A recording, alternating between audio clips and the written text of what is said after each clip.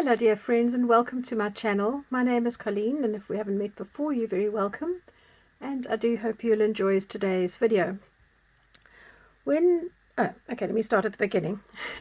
Some of you will know that about a year ago I moved from Cape Town, which is in South Africa, to the UK, and in getting rid of all my possessions, I had a very peculiar period of time for about 2 weeks where I had got rid of all my furniture and everything in my house, and I just had a mattress and one chair and a few bits and bobs lying around. And I know that you will understand this as a creative person. It's really hard to sit there doing nothing, and I didn't even have a table to work at other than one built-in counter upstairs. So I grabbed the little bits and pieces of stuff that I had lying around at home, and I marched off to the paint store, and I picked up some of these paint swatch cards. And I'm sure that you'll know that you can get these here as well. And I thought, well, let me just try for my own sanity to just make something with these. So I thought today I'll just show you what I did with just the few little bits and bobs that I had lying around at home. I got these in sort of a whole variety of different colors, and the first thing I had were some photocopies that obviously I wasn't going to take the whole sheet with me, but there were a couple of cute images. So I loved that little frog, so I glued him down. I have a lovely piece of lace cloth which was handmade, and I really respect the time and the talent that went into making it, but it was shredding itself up, so I thought, well, let me pop a little bit of that on there. And then this was just another piece of photocopied paper with footprints. So you might ask, why the frogs? I had a big garden in South Africa, and I encouraged wildlife there, and I had clicking stream frogs, but I also had a whole lot of the endangered leopard toad frogs. So that's why I have that. I also love cats, and my cat had recently died, so the little paw prints remind me of her. I had threaded these on just a piece of waxed cord that you use for beading, just so that they all stay together. So I'm just going to use that to flip through. So just using strips of the doily and the little tray cloth that I had, I frayed some of the edges and stuck down some of the leftover pieces of card that I had lying around. Did a little bit of stitching on some to add some texture. These are little bits of vellum that I made washi tape out of. They don't show very well on the dark color, but I did want them just to break up the surface.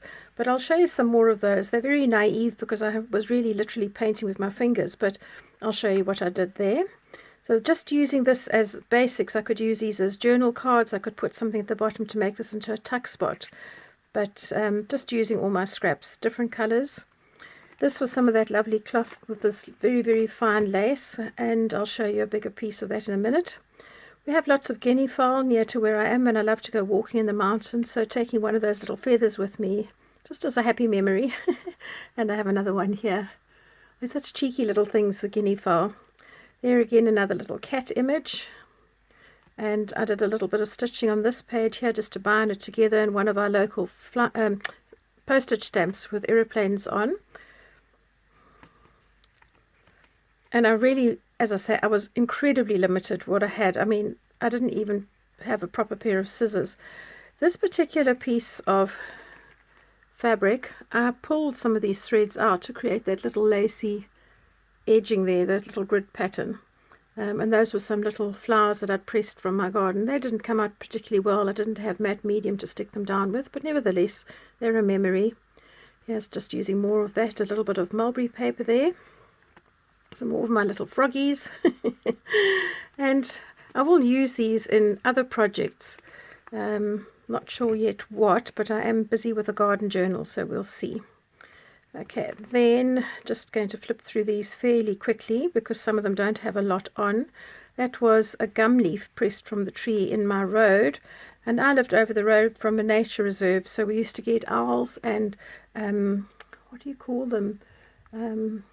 I only know the Afrikaans name, gymnogenes. We used to get gymnogenes in the trees sitting up there, so that gum tree has special memories for me. We had load shedding in South Africa since 2008, where the power gets cut every day for a couple of hours at a time, and on those very, very dark nights, when there wasn't street light, it was actually strange. You could actually see much more in the trees, and I used to watch the owls and the gymnogenes there, so that was lovely. Just a piece of watercolor with a hand-painted heart, another one of my little froggy images. I have an old Bible that was coffee stained, and I bought it for a song at the charity shop. Most of the Bible you can't read, but there are some pages that are legible, so I'm not damaging a good quality Bible that somebody could use. I'm just using one that was heading for the rubbish dump. Yes, and I love the Lord, so I wouldn't be doing that otherwise. So those are just some of the ideas, just using the paint cards on their own as a whole thing. Then I had been doing some markets, and I had been embossing aluminium tape, which I think some people might know as flashing. So I just used some of the little offcuts I had to decorate little pieces of the paint cards. I'd cut them down a little bit smaller, but they just add a little bit of shimmer and shine and a little bit of texture. I really didn't have a plan because I couldn't do too much, but this flashing has this adhesive backing, so that's really nice. Then these ones that I've done here are the ones that had this lovely embroidered cloth on with this lovely lace. So again, another flower from my garden and a little kitty cat. Some stitching on some of the lace and a kitty cat. I wonder why there's so many cats. You see, just look at this. One has to really respect the work of this, and you can see how the threads run from one section under the fabric to the next, and that's how you know that it's actually been hand stitched, because there was nowhere for them to tie it off on the back. Yeah, I'm so sad it disintegrated, but it's very fine fabric, so it's bound to happen. Some little snowdrops that I pressed from my garden. A little kitty cat. And then this was just some of the very naive faux washi tape that I made, literally using my fingers because I had nothing else, and I just dipped them in a little bit of paint and dragged them through. Then I used the back of a paintbrush just to make some little dots.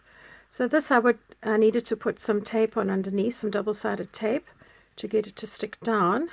But no, just very, very simple ideas. So if you're looking for a nice splash of color in any color, because you've got so many to choose from when you go to the paint shop, give it a bash. You know, this is just my rambling on, showing you what I did with virtually nothing, and I hope that it's sparked something in you.